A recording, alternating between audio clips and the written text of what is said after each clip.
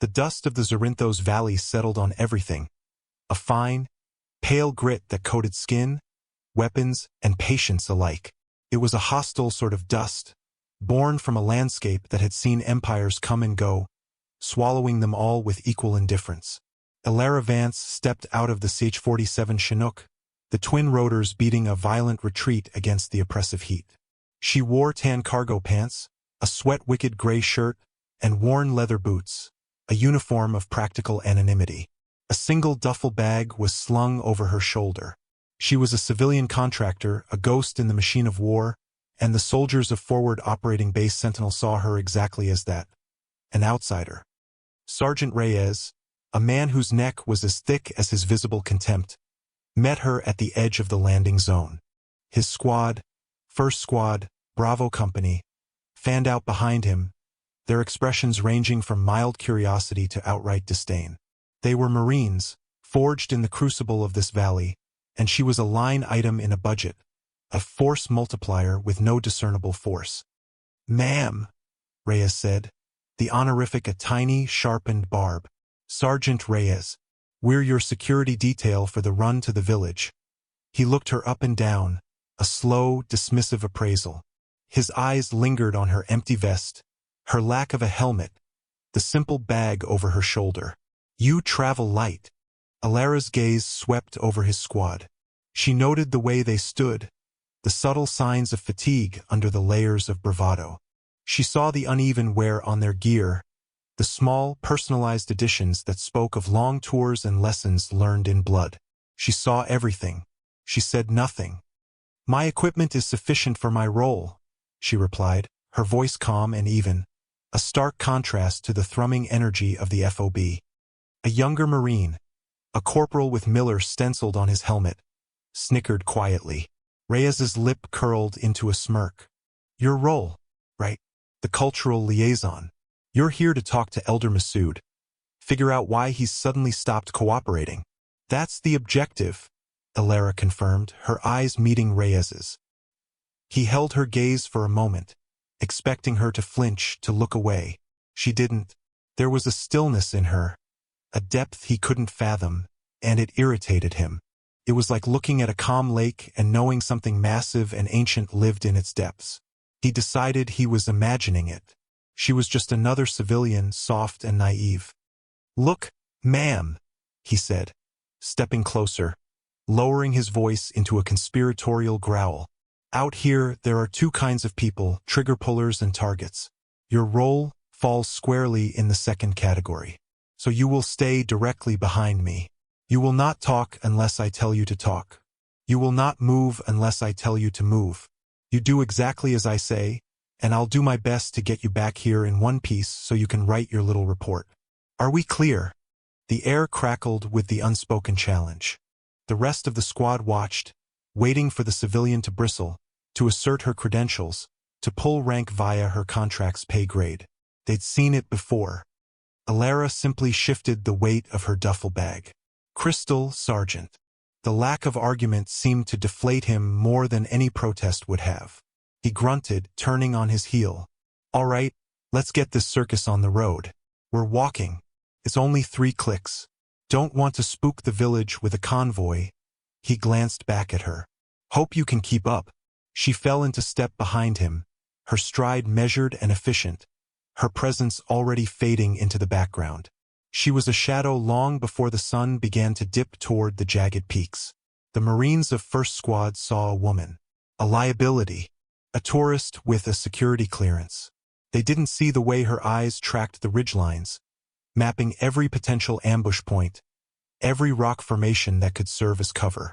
They didn't see the way she noted the unnatural silence of the birds, the absence of children playing in the wadis they passed. They saw the liaison. They had no idea who was walking behind them. The valley, however, seemed to hold its breath. It remembered her kind. The briefing room inside the Tactical Operations Center was a pressurized bubble of cold air and quiet urgency. Maps covered the walls, littered with pins and acetate markings that told a story of patrols, engagements, and losses. General Marcus Thorne, commander of all Allied forces in the theater, stood at the center of it all, a four-star monolith of authority. He was a man who saw the world in terms of logistics, strategy, and acceptable losses. He dealt in divisions and supply chains, not individuals. His visit to FOB Sentinel was a surprise, a tool to keep his subordinates on edge.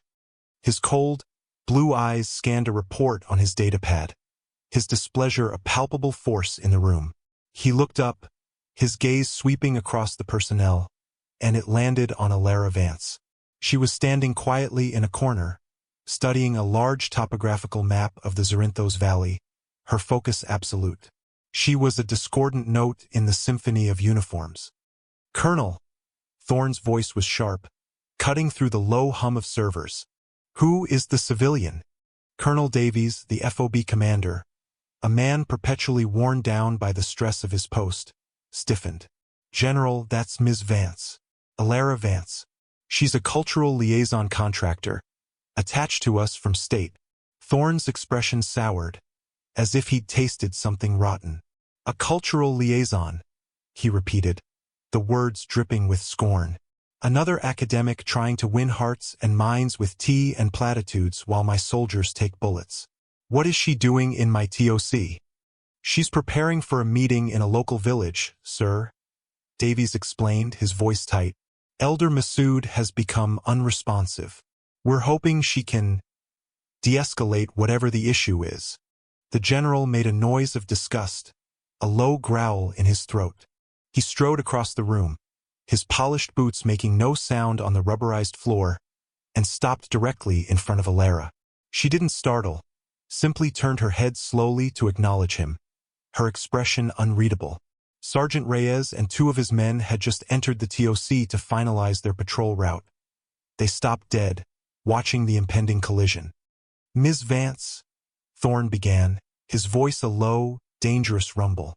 "I've read your file, or what little of it they allow people at my level to see. It's filled with vague superlatives from the diplomatic corps. Tell me, in concrete, quantifiable terms, what value you provide to this command." Alara met his gaze without hesitation. "My value is in providing context, General. I interpret the human terrain, which is often more complex and dangerous than the physical terrain. It can prevent misunderstandings that lead to conflict." "Conflict is my business, Ms. Vance," he shot back. "I don't need it interpreted. I need it won. I need tangible assets. Can you stop an IED? Can you call in an airstrike? Can you put a round on a target at 800 meters? The questions hung in the air, rhetorical and belittling. Reyes smirked. This was exactly what he thought. The general was just saying it out loud.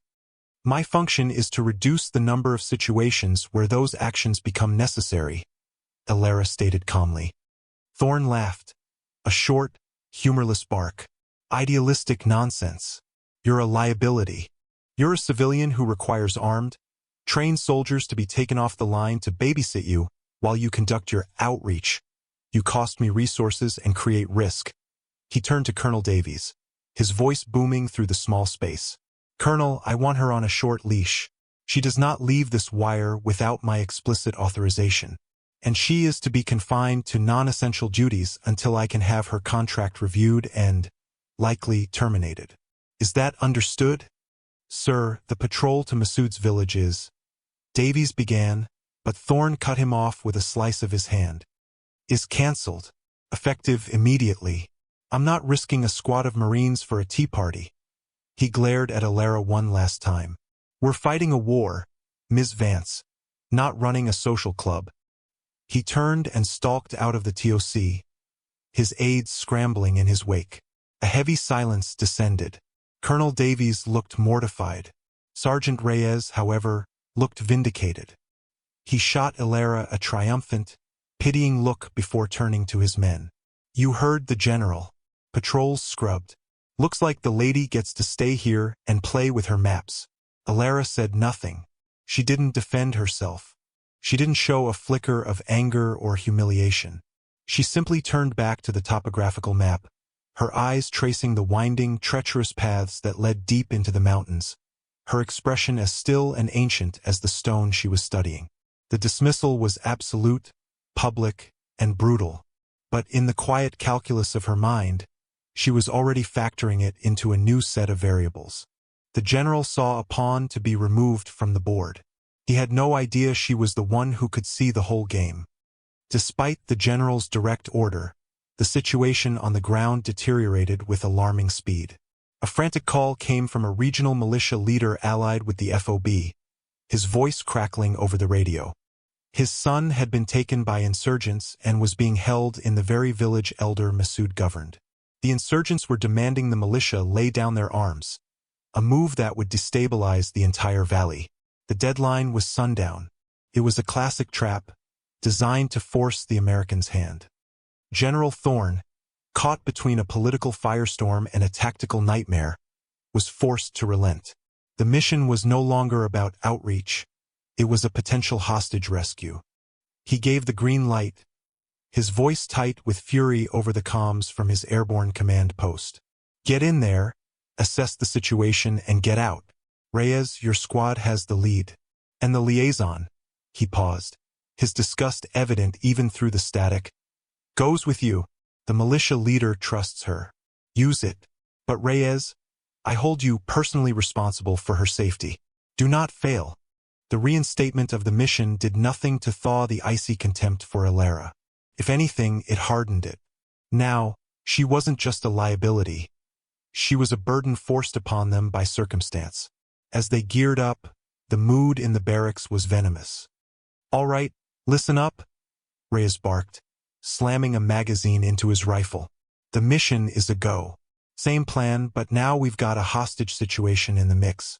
Eyes sharp. We're walking into the hornet's nest.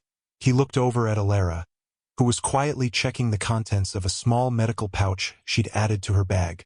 Ma'am, you wanted to see the village? You're about to get the full tour. Alara had tried to voice a concern before they left. Sergeant, the approach vector you've chosen follows the wadi. It's a natural choke point. The high ground on both sides offers perfect fields of fire. There's an older goat trail on the western ridge. It's a longer route, but it provides better cover and observation. Reyes had scoffed. Thanks for the advice from the National Geographic Channel, ma'am, but we'll stick to the route we know. The wadi is faster. Speed is security. He turned to his men. Let's move out. The walk was tense. The unnatural quiet Alara had noted earlier was now a screaming silence. The air was heavy, stagnant. Half a kilometer from the village, the world erupted. It didn't start with a gunshot. It started with the ground itself roaring upwards. An IED, buried deep in the dry creek bed, detonated directly under the second fire team. The blast was a physical blow, a concussive wave of heat and force that threw men like dolls. Before the dust and debris had even begun to settle, the ambush opened up. From the high ground on both sides of the wadi, exactly where Alara had warned, came a torrent of machine gun and RPG fire. It was a classic L-shaped ambush, perfectly executed. The surviving Marines were pinned down in the kill zone, their training kicking in as they scrambled for the pitiful cover offered by the shallow banks of the wadi. Chaos reigned. Radio channels were a screaming mess of overlapping calls and the high-pitched squeal of jamming signals. Reyes, his face splattered with dirt and blood from a superficial shrapnel wound, was trying to establish fire superiority, but they were hopelessly outgunned and outmaneuvered. Rounds zipped and cracked overhead, chewing up the dirt around them. Get me a sit rep. Where's the fire coming from? Reyes yelled, but his words were swallowed by the din of battle. Then came the call he was dreading. Miller's hit. Miller's down. Corporal Liam Miller, the young Marine who had snickered at Alara earlier, was lying in the open, halfway between 2 points of cover. A crimson stain was spreading rapidly across his thigh. He was trying to crawl, but his leg wouldn't obey. He was exposed, a clear target. We gotta get to him, a Marine yelled. Stay down. It's a death trap. Reyes screamed back, his voice raw with desperation. He laid down a burst of suppressive fire, but the enemy guns barely wavered. They had the range and the position. Anyone who tried to run to Miller would be cut down in seconds. The seconds stretched into an eternity. Miller's movements grew weaker. The Marines watched in agony, trapped, impotent. Reyes's face was a mask of torment. His duty was to his men, but his training screamed self-preservation, preservation of the squad as a whole. A single man was an acceptable loss to save the rest. It was the brutal calculus of command. "We have to pull back," Reyes roared, making the decision he knew would haunt him forever. "Pull back to the northern bank. Pop smoke. We'll regroup and try to flank." "But Miller, he's gone," Reyes bellowed, his voice cracking. "We can't get to him. Move. Now." "That's an order." The squad began a frantic, desperate fighting withdrawal, leaving the wounded corporal to his fate in the center of the kill zone. The mission was a catastrophic failure. They had walked into the jaws of the trap, and as they scrambled away, they realized something else. In the chaos, no one had eyes on the civilian. Alara Vance was gone. In the heart of the maelstrom, as First Squad broke under the pressure, Alara Vance became someone else. The quiet observer, the dismissed liaison, evaporated. In her place was a creature of pure, cold purpose. Time seemed to slow, the cacophony of battle distilling into a series of distinct, solvable problems. Problem 1, Corporal Miller, bleeding out. Problem 2, overwhelming, accurate enemy fire. Problem 3, a panicked squad in a disorganized retreat. She didn't hesitate. While Reyes was screaming orders to pull back, she was already moving forward. She crawled to a fallen Marine, his eyes wide and vacant, and unclipped his medical kit. Her hands were steady, her movements fluid and economical. She stripped 2 M18 smoke grenades from his vest. She looked at Reyes, saw the agony and the terrible decision in his eyes. He was saving the squad at the cost of one man. It was a logical, if brutal, choice. It was not her choice. "Vance, get back here." Reyes's voice, a distant, frantic roar, reached her. "That's a goddamn order." He had no authority over her, but it didn't matter. She was already deaf to it. Her world had shrunk to the wounded man and the terrain between them. She pulled the pin on the first smoke grenade and threw it with a smooth underhand arc. It landed 10 meters in front of her, billowing a thick white screen. She moved into it, a ghost dissolving into the fog. Before the first cloud had fully bloomed, the second grenade was already in the air, thrown further, closer to Miller, extending the curtain of concealment. The enemy fire, momentarily confused, shifted. Bullets tore through the smoke, unseen hornets seeking a target. Alara didn't crawl like a soldier. She moved like an animal, using a low, rolling motion that kept her profile impossibly small, hugging the subtle contours of the ground. A ripple in the earth was a trench. A small rock was a fortress. She reached Miller's side as the smoke began to thin. His eyes were wide with shock and pain. They left me," he gasped. "They're drawing fire," she said, her voice a low, calming anchor in the storm. It was a lie, but it was the one he needed to hear. "Now, I need you to work with me." Her hands were already a blur of motion. She ripped open his trousers. The wound was a horrific mess of blood and torn tissue on his upper femur. Arterial bleed. He had minutes, if that. She pulled the tourniquet from the medkit, her movements practiced and sure.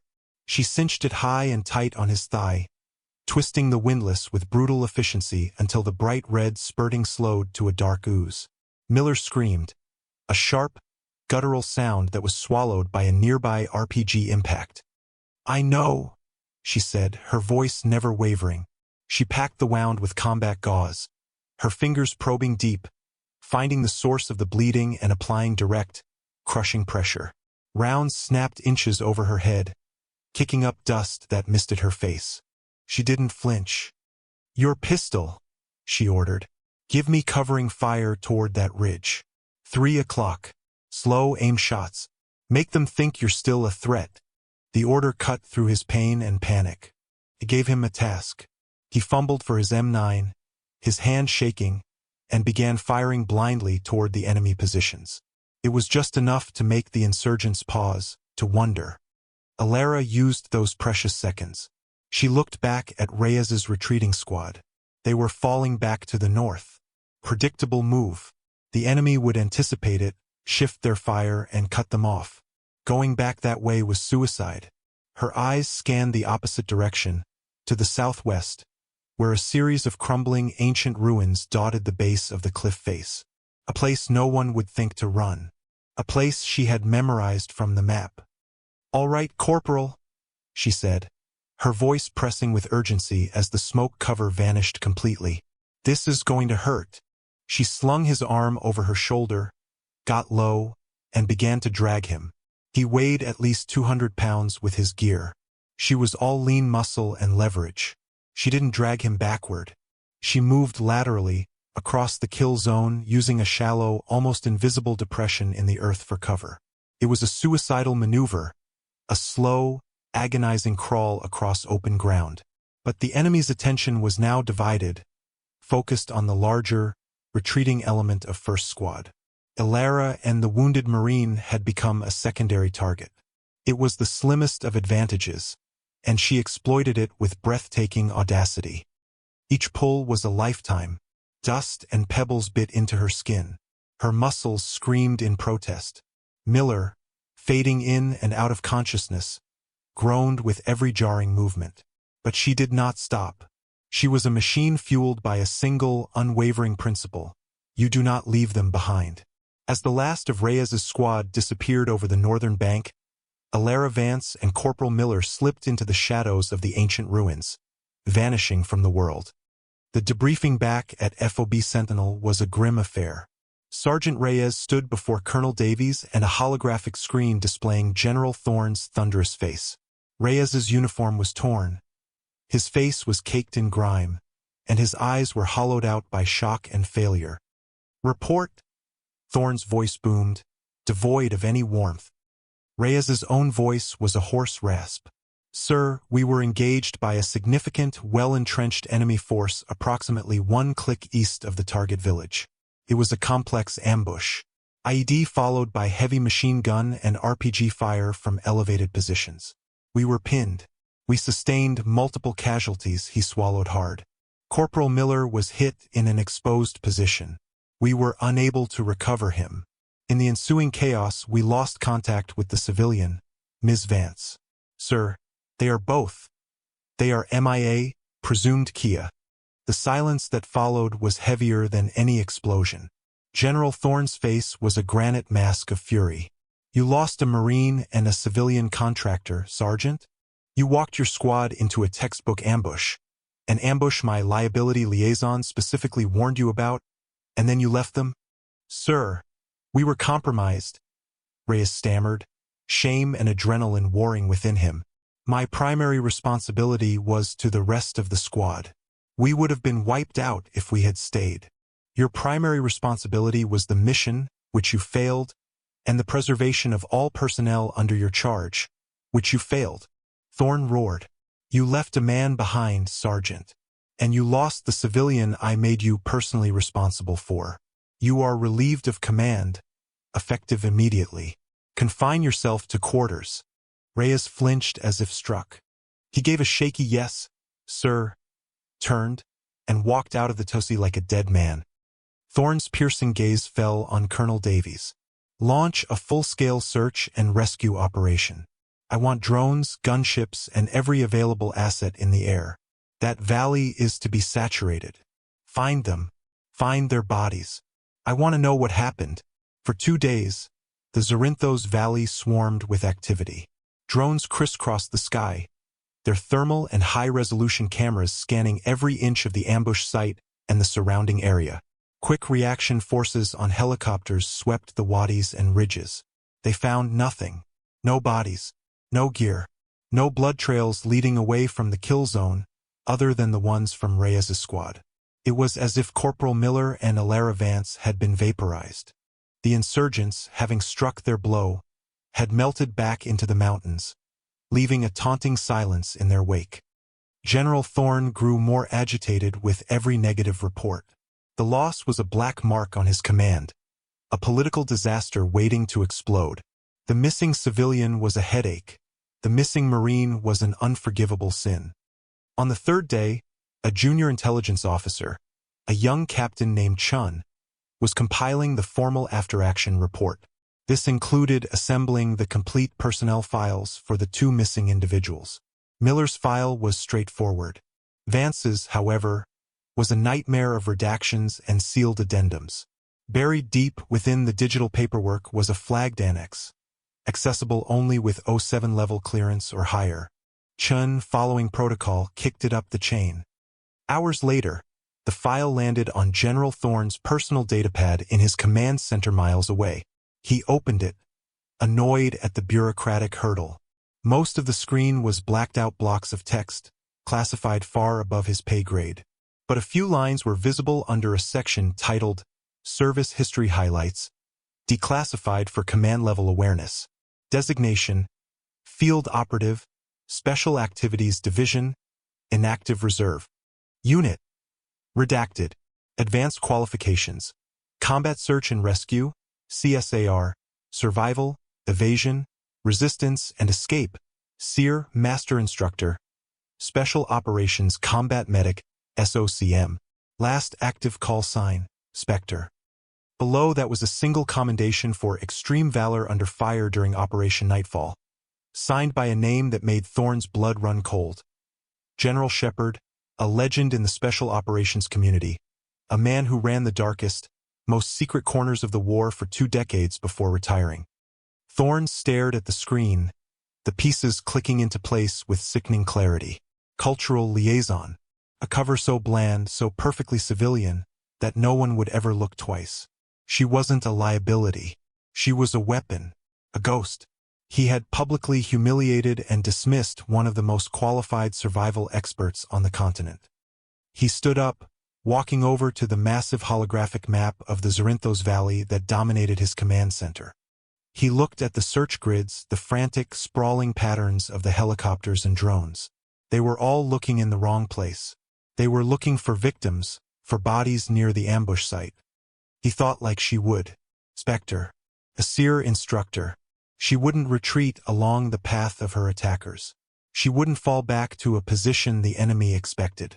She would do the opposite. She would evade.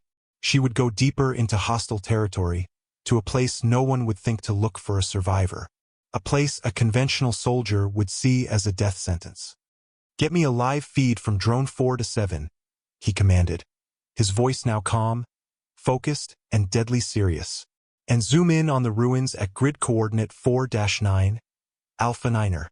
The ones the pre-mission intel brief called uninhabitable." His staff scrambled to comply. They thought he was chasing a ghost. He knew he was. He wasn't looking for a body anymore.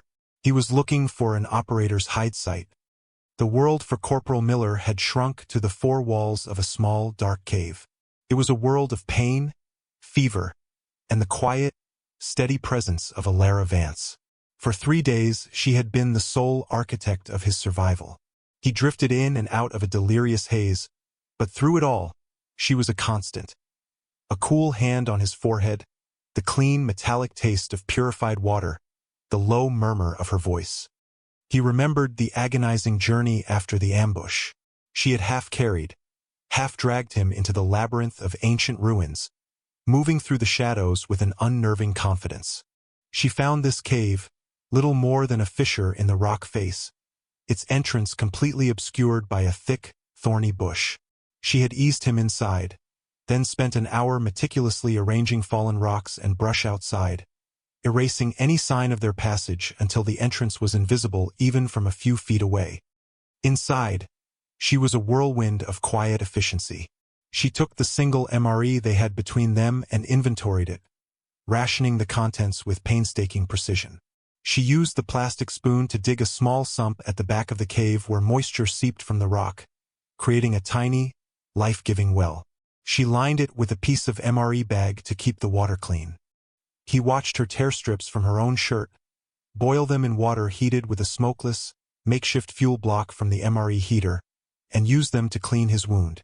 It was excruciating, but her touch was firm, professional. She found a vine with broad, waxy leaves growing near the cave mouth. He watched her crush one, sniff it, and then rub a tiny amount on her own arm, waiting an hour to see if there was a reaction. When there wasn't, she made a poultice from the leaves and applied it to the inflamed skin around his wound. "It has antiseptic properties," she explained softly, seeing his questioning look. "Helps keep the infection down." During the day, they were silent. They could hear the insurgents' patrols sweeping the area, their harsh voices echoing in the ruins. Twice, a patrol passed within meters of their hiding spot. Miller's heart had hammered against his ribs, but Alara had simply placed a hand on his chest, a silent command to remain still, her own breathing as slow and steady as a sleeping cat. At night, she would slip out of the cave for brief periods, returning with a handful of edible roots he didn't recognize or with their water skins refilled from a source she never disclosed. She moved with an absolute lack of sound, a phantom in the moonlight. Who are you?" he'd rasped during a moment of lucidity on the second night, his fever making the cave walls seem to pulse. She was sharpening a small, flat rock into a crude knife, her face illuminated by the faint moonlight filtering through a crack in the ceiling. She didn't look up. "Someone who doesn't leave people behind, Corporal. They're all gonna think we're dead," he murmured, the thought a heavy weight. "Good," she replied without emotion. "Dead men aren't hunted as hard as escaped ones. Our best defense right now is for everyone to think we're gone." On the third day, the distant, familiar whump whump whump of American helicopters grew louder. Miller felt a surge of hope, but Alara immediately tensed. She pressed her eye to a tiny crack in the rock. "They're searching the wadi again," she whispered. "The ambush site. They're too far away. They won't see us here." There was no relief in her voice, only cold analysis. Hope was a luxury they couldn't afford. Patience and discipline were their only currency. Miles away, General Thorne stared intently at the drone feed. The high-resolution camera swept over the crumbling ruins he had indicated. To his aides, it was a desolate, empty landscape of rock and shadow. But Thorne, now seeing through an operator's eyes, was looking for anomalies. He wasn't looking for a person. He was looking for a sign of a person's passage. A rock overturned. A bush bent in an unnatural way. "Hold," he said suddenly. "Push in on that crevice. Right there, at the base of the cliff." The drone's camera zoomed in, the image sharpening. There was a large, thorny bush, seemingly undisturbed. But Thorne saw it. A single, almost invisible broken branch near the ground. And the rocks around it, they looked too perfect, too deliberately placed. It was the subtle signature of a professionally concealed hide. "I have a heat signature," the drone operator said, his voice laced with surprise. "It's faint. 2 sources. One is low, barely above ambient. The other is moving." Thorne felt a cold knot of certainty in his stomach. "Get me a JSOC team. Now, I'm going with them." His aide, a young major, protested immediately. "General, you can't go into the field. It's against all protocol. Protocol just got a Marine left for dead and a Spectre-class operator written off as a casualty."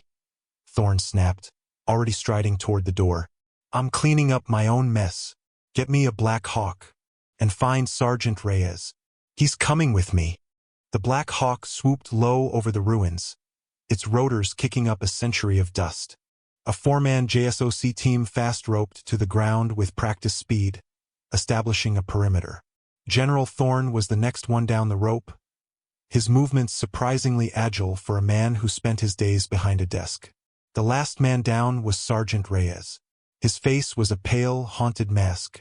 He had been pulled from his quarters, told only that there was a chance, and he now moved as if in a trance, desperate for a redemption he didn't believe was possible. The team advanced on the cliff face, weapons raised. As they approached the thorny bush, a voice, calm and clear, cut through the air. "Identify yourself." The voice came from the rock itself. The JSOC team leader froze. "This is U.S. Rescue Element. We're here for Corporal Miller and Alara Vance." There was a pause. Then, a section of the bush seemed to detach itself. A figure emerged from the fissure, stepping into the harsh sunlight. It was Alara. She held a rifle, one she must have taken from a dead insurgent, and she moved not like a rescued victim, but like a sentry assessing a potential threat. Her clothes were torn and filthy, her face gaunt, but her eyes were clear and sharp. The team fanned out, securing the entrance. Thorn walked forward, his boots crunching on the gravel. He stopped a few feet from her. He looked past her, into the darkness of the cave.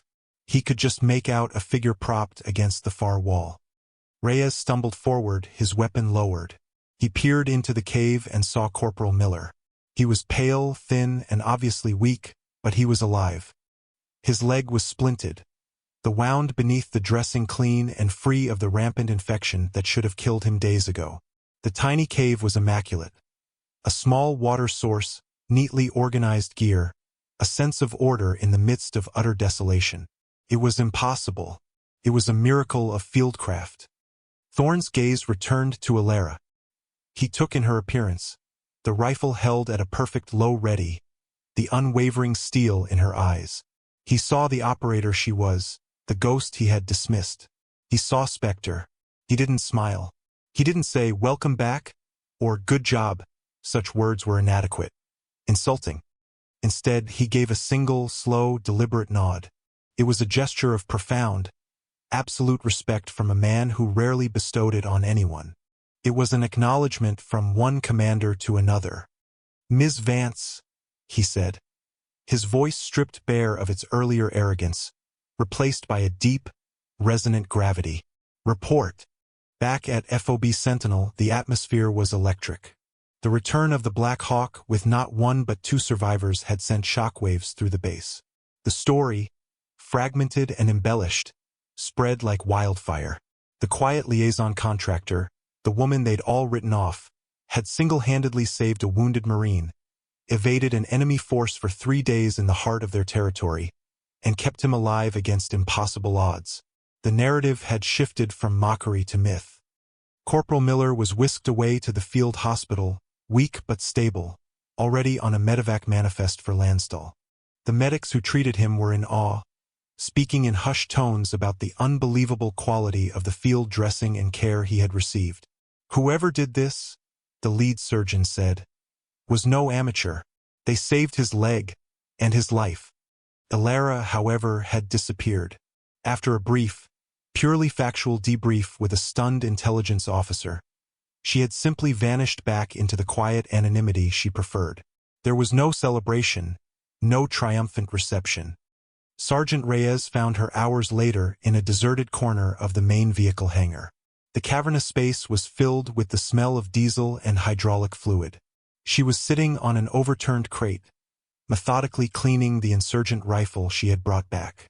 Her movements were precise, rhythmic, and deeply focused, as if the weapon was an extension of her own will that needed to be cleansed. Reyes approached her hesitantly, his boots echoing on the concrete floor. He was a man adrift, the foundations of his world, his training, his confidence, his honor, cracked to the core. He stopped a few feet away, unsure what to say, how to even begin. "Ma'am, Vance," he started, his voice rough. He fumbled for words, the usual bravado and certainty gone, replaced by a raw, humbling shame. We left him. I gave the order. I left him to die." The confession hung in the air between them, heavy and suffocating. Alara didn't look up from the rifle bolt she was wiping down. Her voice, when she finally spoke, was quiet, devoid of accusation or judgment.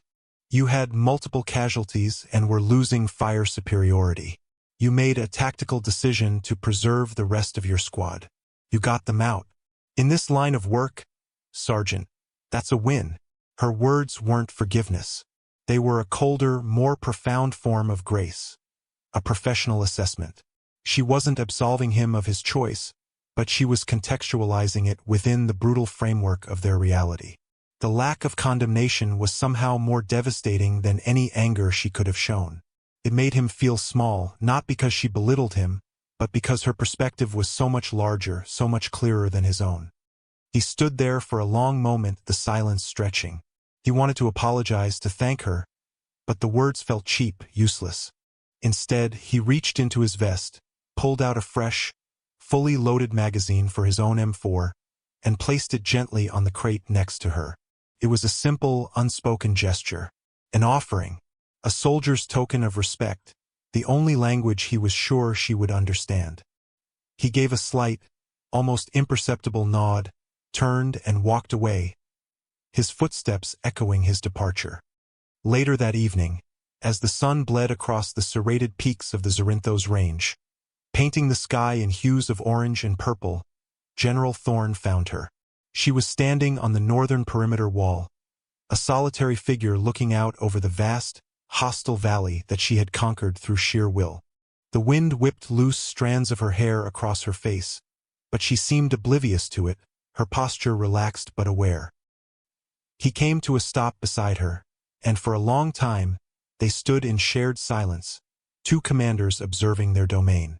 The sounds of the FOB, the generators, the distant shouts, the clank of metal, faded into a background hum. Finally, Thorne spoke, his voice low, meant only for her. The official after-action report will be concise. It will state that you accompanied the patrol as ordered, and during the ambush you were separated with Corporal Miller. You evaded the enemy and were subsequently recovered by a CSAR element. He paused. The details of those 3 days will be classified under the Spectre program designation. They will cease to exist. Alara didn't turn. She gave a slight, almost imperceptible nod, her gaze remaining fixed on the darkening mountains. Your civilian contract is up for renewal at the end of the month, Thorne continued, his tone shifting from procedural to personal. I'm taking direct oversight of it. The designation is being changed. Effective immediately, you are no longer a cultural liaison. Your new title will be Special Advisor to the Theater Commander. You will have priority access to all intelligence. You will have carte blanche to move within the operational area. You'll answer directly, and only to me. He looked at her profile in the fading light. It's your call, of course. You can decline and be on a plane home tomorrow. For the first time, she turned her head and looked at him. The last rays of the sun caught the network of faint, silvery scars around her eyes, lines etched by old wounds and far-off deserts. Her expression was neutral, holding no triumph, no gratitude.